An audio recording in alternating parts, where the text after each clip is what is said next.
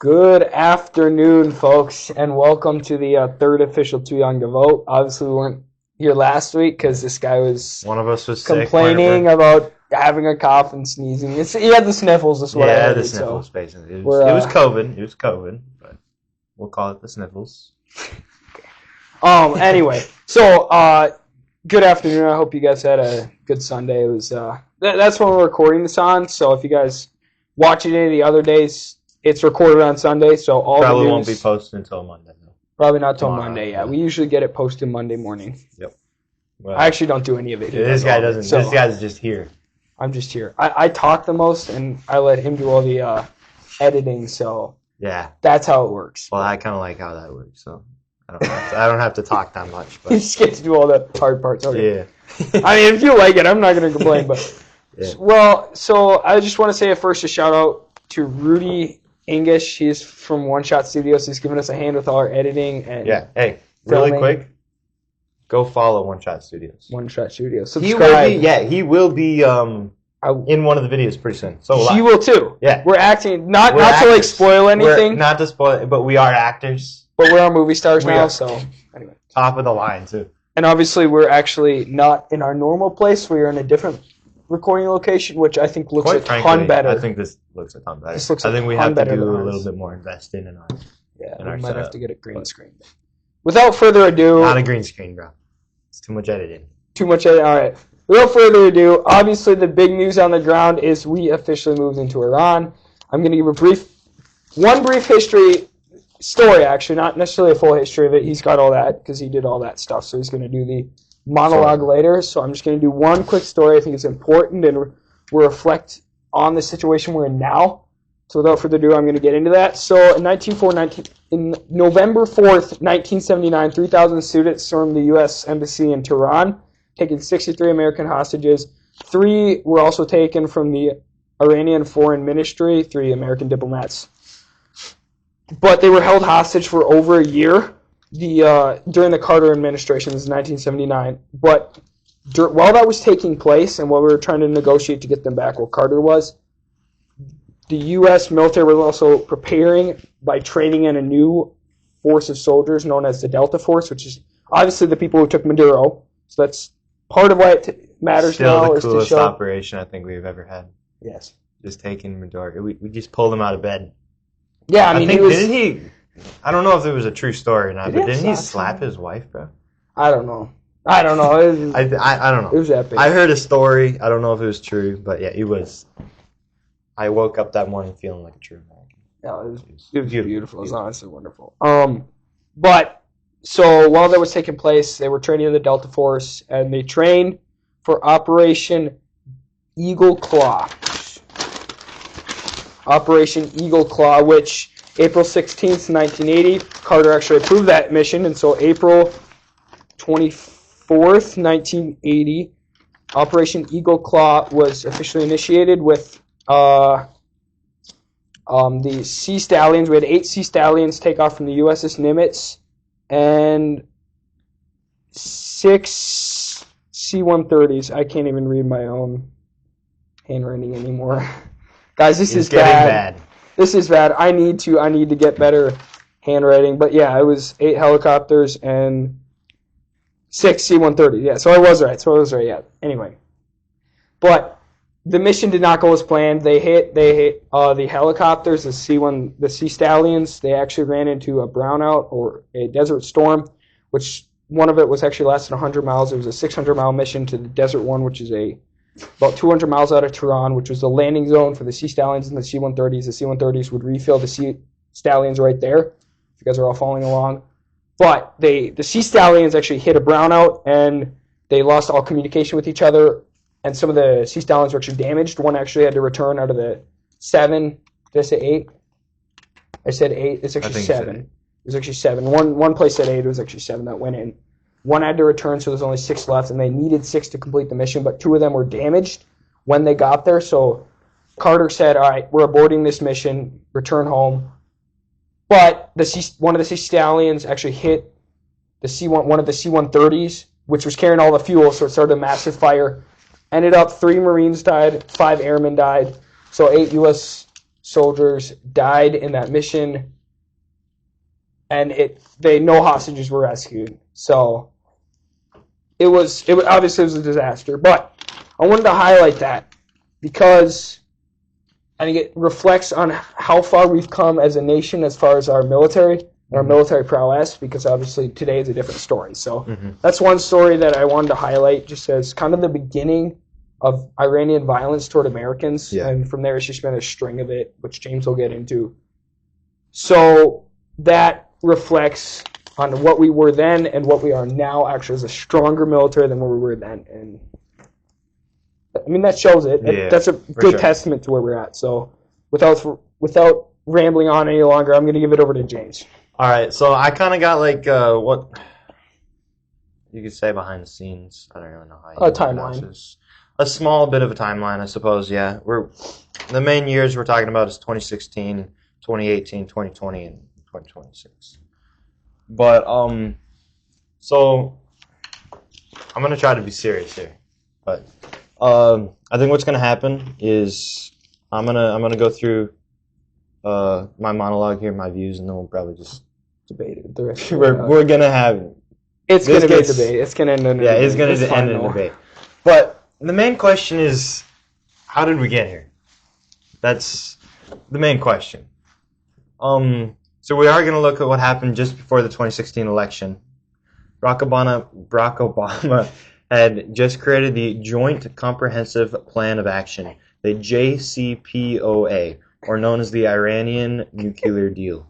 And Barack Obama brought together China, Russia, France, the United Kingdom, Germany, the U.S., and the European Union to enforce a nuclear deal that restricts Iran's uranium enrichment.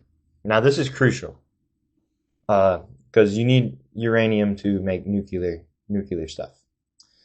The early talks were conducted in secret, and the Israelis were furious about this. They hated Obama. Netanyahu went to a joint session of Congress and gave a speech in the defiance of the American president and its nuclear deal, and Congress gave 37 standing ovations. This is a little bit of the background of Trump's first election. 2016 happens. Trump gets elected with the help of the Israelis. If you don't believe me, I know a lot of people. All right. Don't believe me, but quicker than I thought we'd get into that. They look at me like I have 3 heads, but if you don't believe me, there's a whole article about it. It's an ex-con crap. I'm already fumbling here. Try to get. But it's from James Bamford's book Spy Fail. It goes into great detail about the hidden collusion of the 2016 election. I haven't read the book myself. I'm thinking about ordering it, but I have read like the previews and the article about it. He read the reviews, is what he's trying to say in more terms. In way more words, he's read the reviews. Well, I've read the reviews. I've heard from other people that it's a super good book. But anyways, it wasn't Trump and Russia. It was Trump and Israel. And why was Israel so hell-bent on getting a Republican elected for 2026? Because the world economy benefits. It was to scuttle the Iranian nuclear deal, and that's exactly what happened. That was the ask. They basically told Trump, I'll get you in, just scuttle this deal, because this deal, basically, it means that we can't expand. And that's their main goal. But in 2018, Trump declares... This guy's just... all right. None of my research is going to be good enough for this guy. None of it. Nope, because facts don't matter to this guy. My opinion matters to my feelings. Anyways, in 2018, Trump declares the IRGC, the Revolutionary Guard, which is the military of a regime, a terrorist group. He declares them a terrorist group. Green lights that group for sanctions for attacks. Now the United States is in a shadow war with Iran. It culminates by... That's not the right word. Right? Culminates by January 2020 in the assassination of... I can never pronounce this word, right? Husman Soleimani. Uh, Qasim Soleimani. Soleimani, yeah. Soleimani. Soleimani was the architect of the Axle of Resistance. Hezmani, Hezbollah, and the Houthis. Somali built all of it. So honestly, Obama had this solved. He did. Obama had this solved, man. Yeah, I know. I don't like Obama. He had this solved though. Well, hey, we'll get to it after. Just let me finish. Oh crap! I lost my place now. Obama had this solved. He made the deal. The Israelis hated him for it.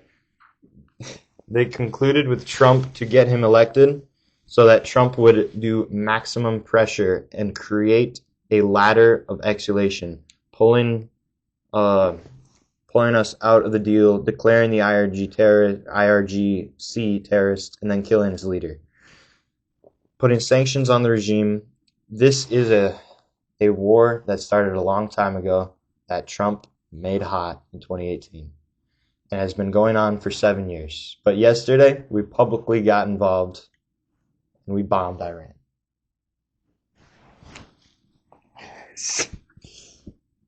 I mean, I'm happy that we bombed it. You know, it was a long time. It had a long time coming, but I just feel like it could have been avoided. But I'm glad that we did. We made the Iranian people happy. Yeah, the regime needed to go. Yeah. Anyways, I lost my spot again. But I do want to back up a little bit and talk a little bit more about the JCPOA before we get into the exciting stuff. Exciting stuff. Oh yeah.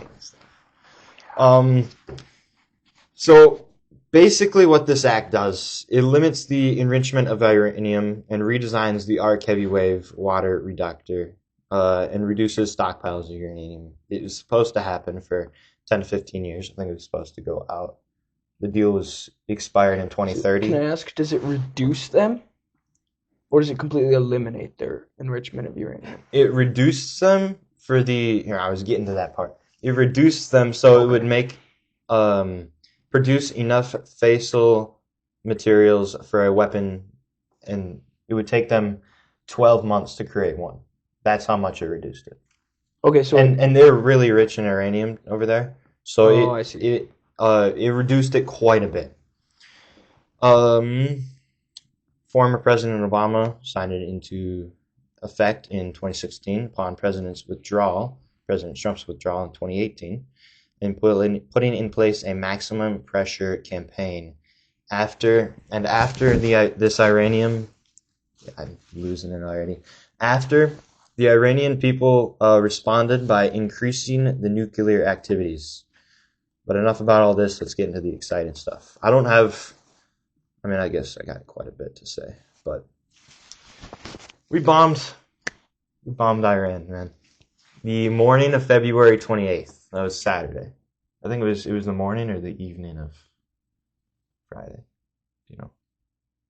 You're the one who wrote. Dude, I know I wrote this, but I woke up on the 28th and I saw that we bombed it, so it was Saturday.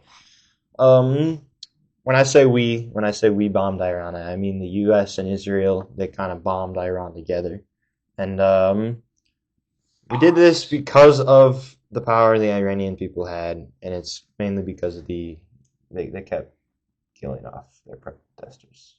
And they were enriching uranium to create nuclear weapons. So okay. So anyway, hang on. We will get to this because I know you're gonna have a lot to say. We both got a lot to say. Yeah. Okay, pal. I'm giving you crap. Yeah, Talk about this after. Talk about this out of the screen. We'll fight this out. Fist to fist. Oh, sorry. Oh, no, yeah. Sorry, I misread that. Continue. Yeah, I will. It was a highly thought operation. You know, we've been thinking about this for a while. It's been in the talks for a while, anyways. But the U.S. had half of our military overseas for about 2 to 3 weeks prior. They've just been waiting for the green light to start bombing. Trump gave the Iranian people 10, 14 days starting on the 17th of February. So he said, I think we made it to 11, 12 days. Close enough. Yeah, I think we made it to 12 days before we launched the first attack. But obviously, they did not comply. No. Did we really think they were going to? No, they were not. They were not. There was not a chance in the world they were going to. So natural instinct, we bombed them. Trump urged the Iranian regime to lay down their weapons or face certain death. Calling it their only chance for generations. Trump urged the people of Iran to take over their government after the operation. As of yesterday, Iran's main supreme leader. All right. Do you know how to pronounce his name? It's Khomeini, right? Khomeini? Ayatollah. It's Ayatollah Khomeini. Ayatollah Allah Kamala. Allah Kamala? Yeah. But anyways, close enough. It has been confirmed that he has died with the bombings, along with 5 out of 10 leaders. So I am going to read Trump's post that he posted on Truth Social. Kamali, or however you pronounce that. What? Kamani. Okay. Quote, Kamani, one of the most evil people in history, is dead. This is not only justice for the people of Iran, but for all great Americans, and those people from many countries throughout the world that have been killed or manipulated by Kaman, and has been a gang of bloodthirsty thugs. We were unable, that must have been a typo on his part. We were unable to avoid our intelligence and highly sophisticated tracking systems. Or he was unable. Oh, never mind. That was my fault. He was unable to escape our extremely good tracking systems, and working closely with Israel. We worked closely with Israel for that. There was not a thing he or the other leaders that have been killed along him could do. This is the sign of single greatness chance for the Iranian people to take back their country. We are hearing that many of their IRGC military and other security and police forces no longer want to fight and are looking for immunity with us. As I said last night, now I can have immunity. Or now we can have immunity. Later, they only got death. Hopefully the IRGC and police will peacefully merge with the Iranian patriots and work together as a unit to bring back the country to greatness it deserves. That process shall soon be starting in that. Not only the death of Khomeini,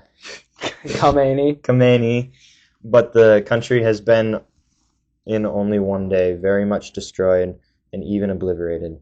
The heavy and pinpoint bombing, however, will continue uninterrupted throughout the week or as long as necessary to achieve our objective of peace throughout the Middle East and indeed the world.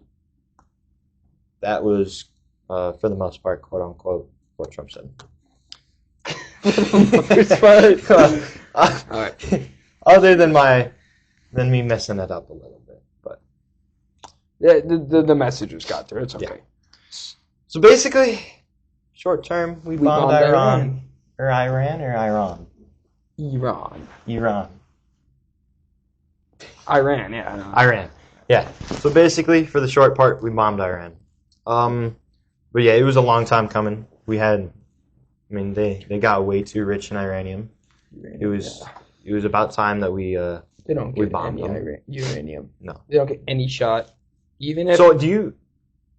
Continue. I guess I don't know, but are we gonna have like a nuclear war treaty or something that's gonna be put in place? I assume that we would. So. It will be. But I haven't heard anything. It'll be largely based on what takes its place, right? Because The thing with deposing the Iranian regime is what takes its place, right? Yeah. But, Iranians are Persians, right? They're actually very pro-Western democracy. The Iranian church is growing stronger than it ever has. It's one of the fastest growing churches in the world. Probably maybe second to only China. Mm-hmm. So there's a very solid chance for Western democracy to actually take its place and not another regime, which should obviously be terrible. Well, Trump stated that he's going to just give it to the people. The people, bombing, and then he's giving it to the people. But you don't want, we do not want. mean, right? What is it, Hezbollah's son or something? Yeah. We do not want him. Yeah, he's a psychopath, is what he is. Yeah. So aren't they all? No, I mean, they're actually, terrorists. These guys are terrorists. The terrorists are. A lot of the Iranian people, they obviously they don't want this. They actually are very happy that we bombed Iran. Oh yeah, no, they were taken to the streets and they were cheering. They were like, "Our leader is dead. We love Trump," is what I heard one of them say. We love Trump. He's the greatest American president ever. Yeah, I mean, no, they were literally taken to the streets and they're like, "Let's go." But let's just take a moment to admire how great our military is. To pull off an operation like this, yeah. With Israeli intelligence. With the Israeli intelligence, I mean, their tracking systems, it's all unmatched. The Ayatollah was killed within the first hours of it. Yeah, that's even crazier. I mean, it's like we did good. It was a very well thought out, it was very well planned, but also incredibly well executed because these things are executed with brutality. Bloody brutality, violence is how they're executed. That's how every war has been executed. Well, every successful war has been executed, right? The most passionate side always wins, So we were very passionate about this and very precise. Our strikes were precise. We knew where our targets were. We knew where to bomb, and we found their missile launchers. We're finding out more of their missile launchers, and they can launch them off because they have to charge their ballistic missiles before they can launch them. And we're actually finding those before. We're just blowing up their launchers, so they never get to launch them. And the Iron Dome gets to take the rest of them, So they've killed. I saw reports that they've killed. I think there was 8 in where's it called? Well, I have this all on notes. Very unorganized, but I have absolutely. All right, it was your pink pen. Shemesh from Iranian missile. It doesn't injured. Yeah, it was. Am I saying that right? Shemesh? Yeah, I think so. Close enough. 28 were injured. 8 killed, and then there was one more. At least 9 killed. So that was this morning. That was by this morning. So no, sorry, no. The 9 killed were actually by security forces of the U.S. in U.S. consulate in Karachi, whatever it's called. Karachi. Yeah, we're gonna call it Karachi just for now. But 9 protesters were killed by U.S. security forces in Karachi, the U.S. consulate in Karachi. So they're fighting back, but they're losing Will fast with their leader dead and all. They're losing Will fast. We have our first guest on the show ever. First guest. Second behind Carson. I thought it was going to be Carson. Carson was first guest. I guess. So he was in the show. reflection. I think we should interview him next week. We're trying to get him. We're trying. We're close. If all 4 of you guys who watch this, we need at least Carson 4 people in the comments to say yes to interviewing Carson. Yes. Say the 4 people that are going to watch it. All 4 of you guys, please comment Carson join the show for next week. We'll interview him. About what? We don't know. We'll figure that out. We'll figure that out on the fly. We're pretty good at winging that. Yeah, we're really good at winging stuff. No, but on a more serious note, so I know me and you very highly disagree with this, but is this an America first routine or is this an Israeli first routine? I'm going to ask you that question first.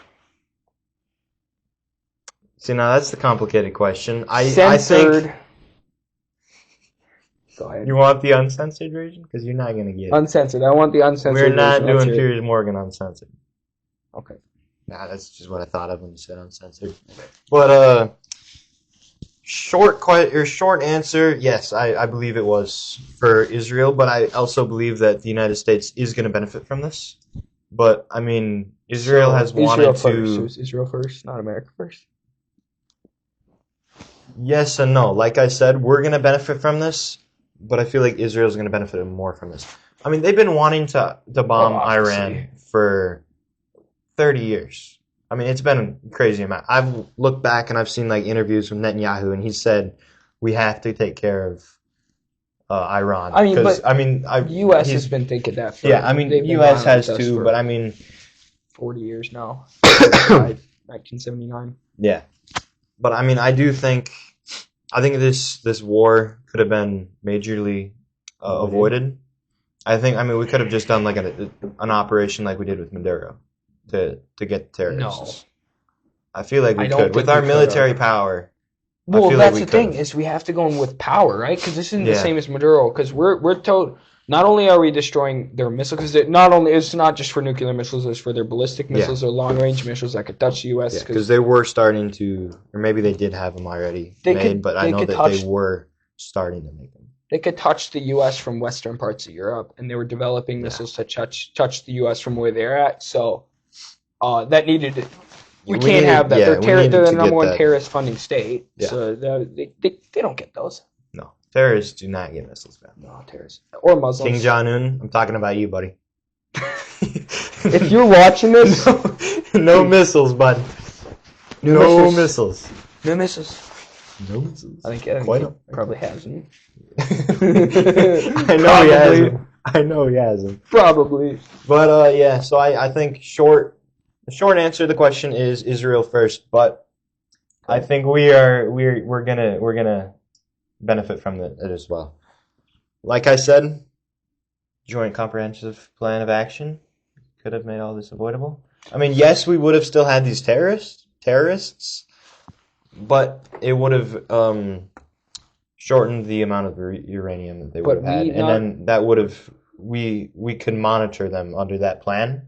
That plan made it so that we could go there. Like, I don't know if it's monthly, weekly, or I don't know how they do the hourly. Is it actually? No. Oh. Well, I don't know how they do the monitoring thing, but that complied them with the monitoring, and so the U.S. could monitor them. But yeah, so that's my answer. Let's hear your answer, because I know you have a majorly different answer. I think that's good. I think that's good for like a kind of polar opposite for one show. For the thing with debating is it is meant to not only weed out bad ideas but sharpen good ideas, right? Mm-hmm. It is to make the good ideas even better. That's why you debate them out, is to weed out the bad spots, kind of shave it off, you kind of prune it, right? So what's your goal of saying this? In other words, bad. Just kidding. But in other words, you're completely wrong. Just kidding. But this guy won't even hear me out. 95% of the time that we debate, he's so stuck in his ways, and he won't hear me out. Exactly. But that's fine. That's fine. We'll get him eventually. So I think this was U.S. first, because we obviously since 1979, Iran has been terrorizing us. They killed 230 something Marines in 1984. By bombing a bunker, and they've been terrorizing ever since. I don't know the full history of them, but I know enough to know that they are a thorn in our side. Mm-hmm. They also, if even a little bit of nukes, like even a little bit of enriched uranium, they don't get it. No, they shouldn't get even a little bit. Even under that deal, which kind of pussyfoots a little bit around them and lets them get a little bit. Like, but it's better than the maximum pressure that Trump put in place, let's be honest. Yes, except after this war, there will be no Iranian regime. Yeah. They will have no nukes, and the people of Iran get their nation back. It's going to be kind of exciting to see who gets put in place. Maybe they quit giving their oil to China. I was going to say it's going to be exciting to see who's going to be like the ruler, so to speak, of Iran. I hope it goes to a Western democracy. I think they have a real opportunity to. So, in short answer, it was America first, because we needed their nukes gone. The regime needed to go, and they've been a thorn in our side. And the political climate let this happen now. There's opportunity now for Trump to do this, and he jumped on that wisely. Wisely jumped on the chance to wipe their regime out and take out their nukes where the political climate actually let him do it, right? Because it's a very rare time where you're allowed in modern day to attack another nation. Very rare times when you're actually allowed to by the political left, which I know they hate it already, but that's like AOC or something complaining about it. So I don't take that much stock in it, you know. Yes. She's so stupid. It's not even funny. It's just kind of sad. It is sad. The greatest thinker in the liberal side is AOC. Yeah, no, that's my take. Your take is wrong, but I'll let it slide. This guy's like I said, I'll let it slide.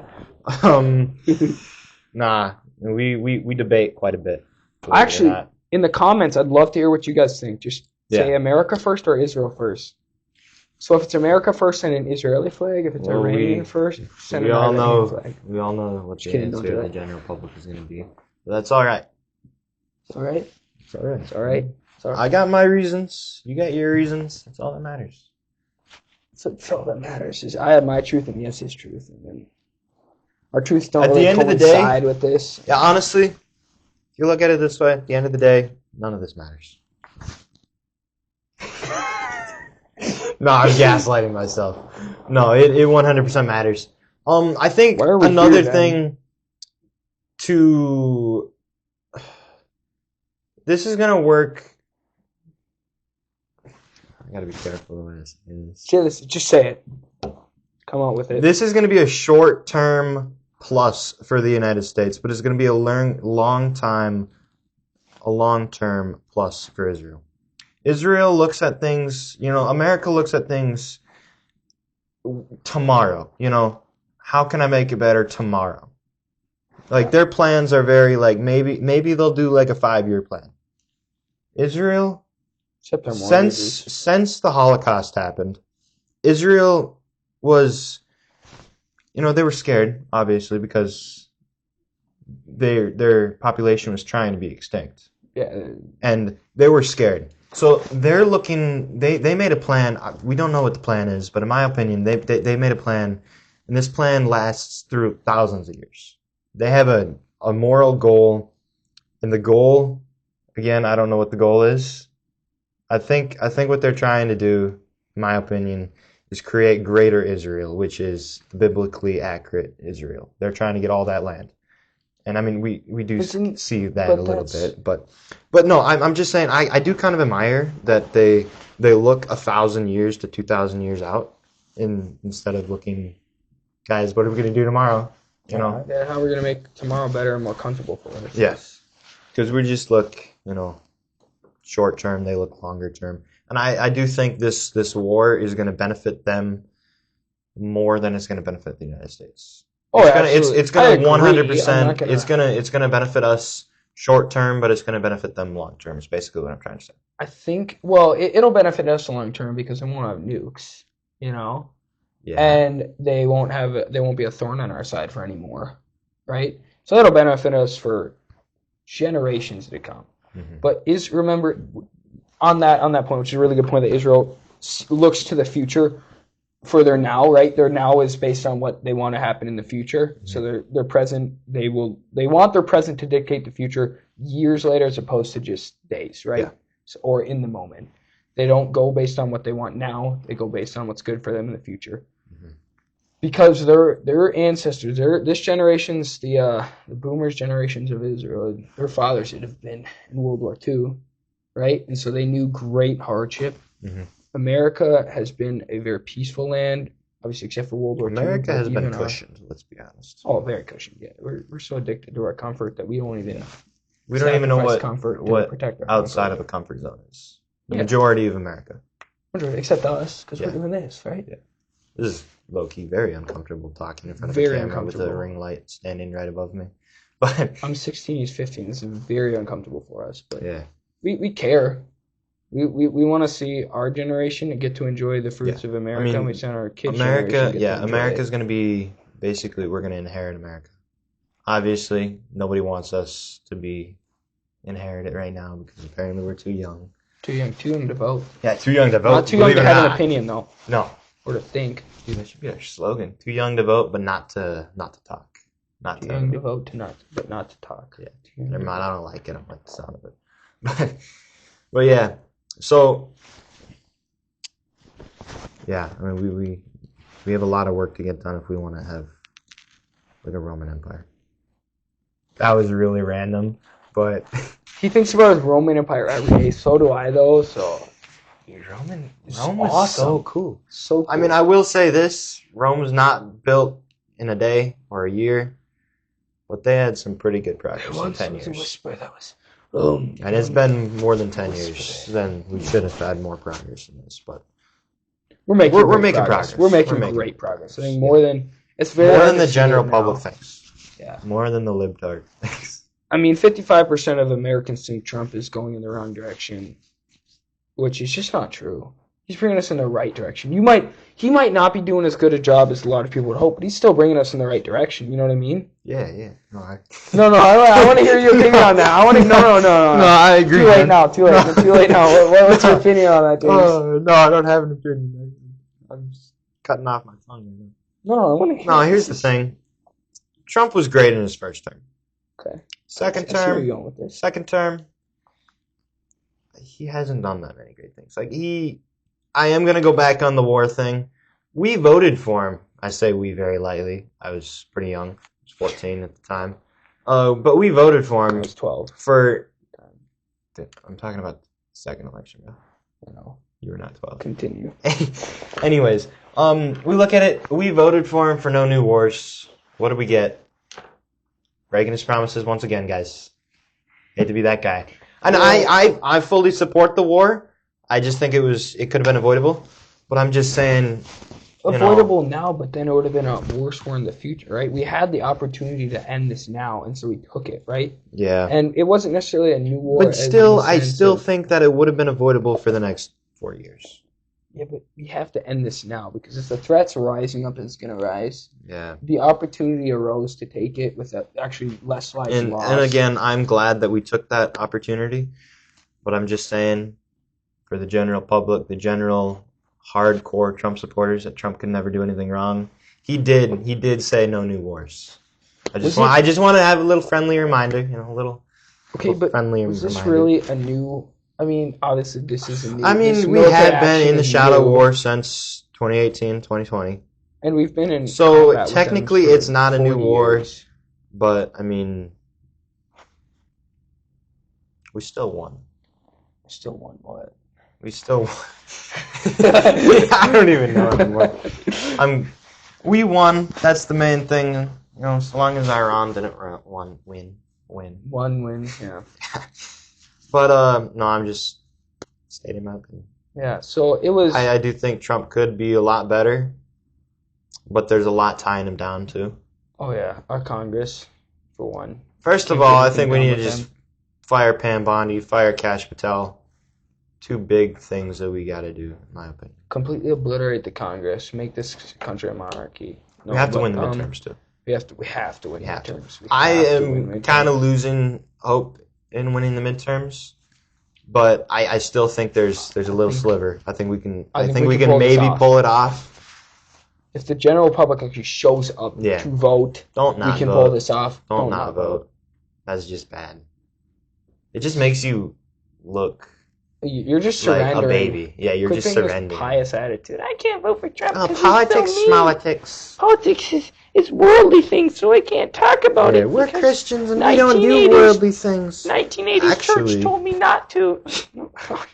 Actually, politics is a pretty biblical thing. We're allowed to talk about the largest mass genocide ever, the mutilation of children, the illegal invasion. It is from foreign 100% a genocide going on.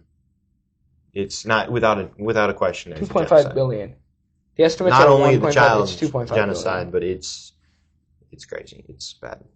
Yeah, they want to get involved when you hear the word Renee Good, Alex Predator Epstein, right? Mm-hmm. But when you hear the name of Kilmar or Garcia, any of those, unless you hear the fact that he was illegally deported, which is just a lie. Yeah.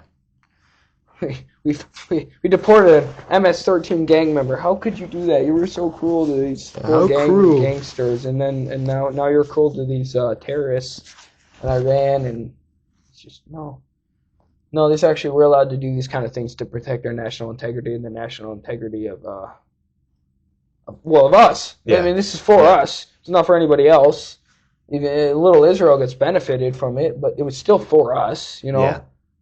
So these things have to happen. They might be ugly, they might be hard, but they have to happen regardless, you know? Yeah. You are right on that. But do you want to comment on that, or? No, I think I've probably pissed off enough people that have been watching. Hey, we finally got one comment mad at us. We do want to address this, actually. One comment. Wonder if I can pull it up here. But, basically, they were mad at us because we were too mean to Alex Pretty and Renee Good was a specific one. Renee Good was the one that they said she was a woman of faith. She was not a woman of faith. She was a lesbian. You can't necessarily, not to be cruel, which I'm going to be cruel, you can't be a woman of faith if you're a lesbian. It states in the Bible. You can't be living. States in the Bible. You can't be living unrepentantly in sin and then call yourself a Christian and expect the rest of us to agree with you and sympathize with you because you tried to run over a cop. Yeah. Okay, here's controversial take. Don't run over a cop and you won't get shot in the face 4 times. What? James, how could you say such cruel things? Don't bring a gun and try to interfere with police investigations. Yeah, don't jump in front of the police not to get with shot. a gun in your waist belt. They don't know what's going to happen. That's not how the world works. No. I mean, they don't know what's going to happen. They have literally 4 seconds, less than 4 seconds to react if someone pulls a gun out on them. Even less than that. It's a split second. Nobody ever talks about any of the police officers that are getting killed on the job. They only talk about far left. They don't even talk about the people on the right that are getting shot. Oh yeah, these leftist transgender. Yeah, it's only shooters. the leftists. One in Canada. There was one in America. No, there's been several. Yeah, recently. There has been several. It seems like it's upticking. We're seeing the first generation of this come into fruition, and it's quite literally an epic failure. Yeah. And about the highest category you can find that in, right? Yeah. Horrible failure. Clearly a horrible failure. Real freedom for these people. It's bad. Isn't it? Nobody ever wants to talk about any of the good people that got shot. It's only the people that mainstream wants to let you know about. Yeah, Alex Pretty. Maybe actually do your research and don't just listen to everything mainstream media tells you. I'm guilty. Emotions. That's where I got most of my stuff. Oh, you did your research. That was good research. I just want to say, James did a wonderful monologue.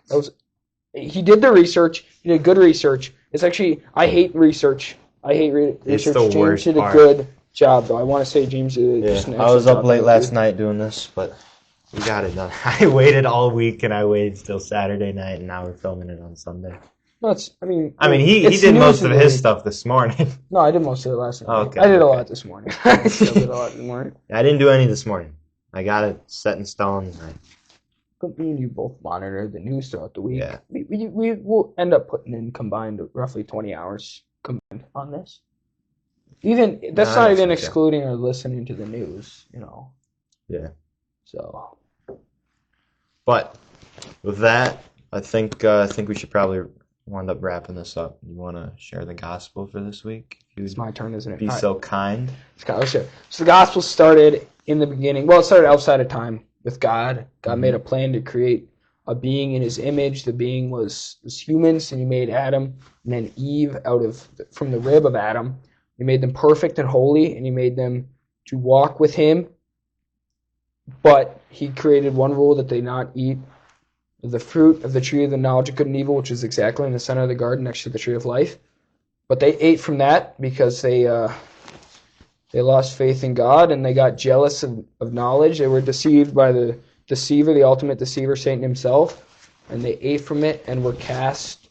They were marred. They were stained by sin and cast into a state of sin and misery that tore them apart from God. But God loved us so much that He sent a plan to restore us back into fruition with Him and do communion with Him, and He did this through sending His Son Jesus Christ, who lived a perfect human being for 33 years on this earth, and after 33 years He was killed by many people who professed to serve Him. He was killed, He was crucified on the cross, and took the full wrath of God that was meant for our sins, that would have been given to us for our sins, for what we did wrong. He took that on the cross, and then He was buried in the grave and descended into hell for 3 days. And after 3 days, He rose again. and ascended into heaven and is seated at the right hand of God the Father, where he will come to judge the living and the dead, and to show those who have faith in him and to cast out those who do not. Mm-hmm. Follow Christ, repent of your sins and follow Christ and have faith in him and live according to his word, and you will see heaven one day. With that, we're going to wrap the show up. I hope you guys enjoyed it. Please like and subscribe. If you guys would do that, we'd be really appreciate it. We will leave be a comment as weekly. well. Yes. Leave hate comments. Yeah, hate comments. Hate comments. It helps if the someone YouTube could algorithm. please call me a fascist and a racist, I would love it. Both of us, if you guys got time. Yeah. Both of us, if you guys got time. If you guys got time. It helps it helps with the YouTube algorithm. If we got like 35 people hating, it's more than our average viewer. All three of you guys. We probably lost Mom. the fourth. Just our parents. Oh yeah. Hi, Mom. All right. Yeah. Then we will wrap the show up from there before we start ranting too long. So. Yeah. We will be back next week. Next week. All right. Peace.